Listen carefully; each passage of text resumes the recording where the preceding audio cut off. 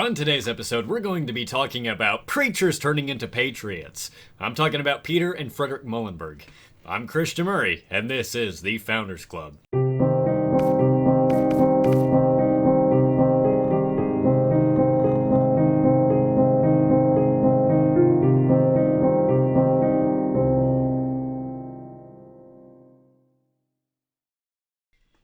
Now, before we can even get to the story, we have to lay some groundwork. During this time period, there were two major schools of thought, Pietism and Calvinism. Pietism basically believes that, well, you should let the world do its thing. Stay out of politics, stay out of the worldly things, and live a good Christian life. While Calvinists basically believe that God has a plan for your life and you need to go enact that plan. Now, Pietism was very popular in German communities such as Henry Muhlenberg's. Henry Muhlenberg had 11 kids and 3 of them were involved in ministry.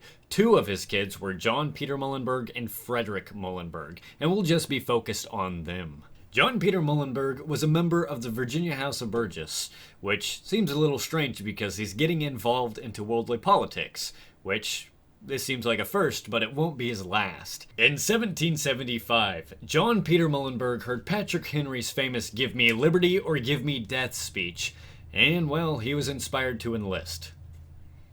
John Peter Muhlenberg joined George Washington's army as a colonel, and George Washington personally asked him to raise some troops. John Peter Muhlenberg was the pastor of 2 churches, an English-speaking church and a German-speaking church.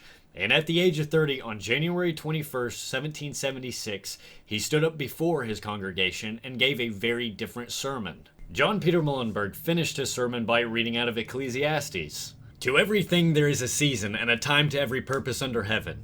A time to be born and a time to die, a time to plant and a time to pluck up that which is planted, a time to kill and a time to heal, a time to break down and a time to build up, a time to weep and a time to laugh, a time to mourn and a time to dance, a time to cast away stones and a time to gather stones together, a time to embrace and a time to refrain from embracing, a time to get and a time to lose, a time to keep and a time to cast away, a time to rend and a time to sow, a time to keep silent and a time to speak, a time to love and a time to hate, a time of war and a time of peace. In the language of the Holy Writ, there is a time for all things. There is a time to preach and a time to fight, and now is the time to fight." John Peter Muhlenberg then threw off his clerical robe to reveal a uniform of an officer in the Continental Army. He then walked down the aisle and asked, "Who among you is with me?"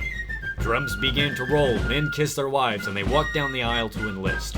On that day, 300 men from his church and surrounding churches joined the 8th Virginia Brigade, fighting for liberty. Now John Peter Muhlenberg is not only involved in politics, but he's involved in the war, and this freaked out his brother. And his brother even sent him many letters dealing with this topic. "You have become too involved in matters which, as a preacher, you have nothing whatsoever to do." And John Peter Muhlenberg had a great response to this. "I am a clergyman, it is true, but I am a member of the society as well as the poorest layman, and my liberty is as dear to me as any man. Shall I then sit still and enjoy myself at home when the best blood of this continent is spilling? So far I am from thinking that I act wrong. I am convinced it is my duty to do so, and duty I owe God and my country." And I don't know if you picked up on it or not, but he said that it is his duty to do so. It is his duty to God and his country. This is him switching from that Pietist view to that Calvinist view. Now, Frederick Muhlenberg was the pastor of Christ Lutheran Church in New York City. It was nicknamed Old Swamp Church, and it branched out into one of the oldest Lutheran churches in America. Following the Battle of Brooklyn Heights on August 27, 1776, the British bombarded and invaded New York City. Frederick Muhlenberg's church was burned to the ground while he was watching. Frederick and his family had to flee the city, and, well, Frederick changed his mind and decided he should get involved. While Frederick Muhlenberg was still getting involved, John Peter Muhlenberg was celebrating his successes. John Peter Muhlenberg and his men endured the freezing winter of Valley Forge and saw action at Brandywine, Germantown, Monmouth, and Stony Point.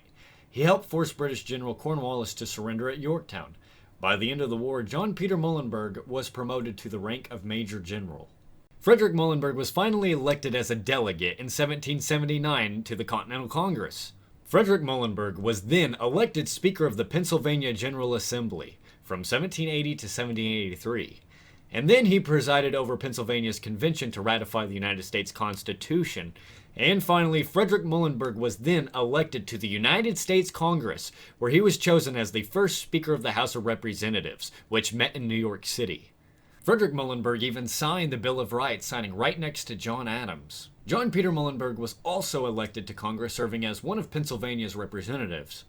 Now, I think there's something we can learn from this story, and I think it's that, well, our God-given rights matter. They truly matter. And whenever they start getting trampled on or are in danger, we need to stick up for them, because it's our job as Americans. Well, I think we're near the end of the video, so, well, if you like this video, hit that like button.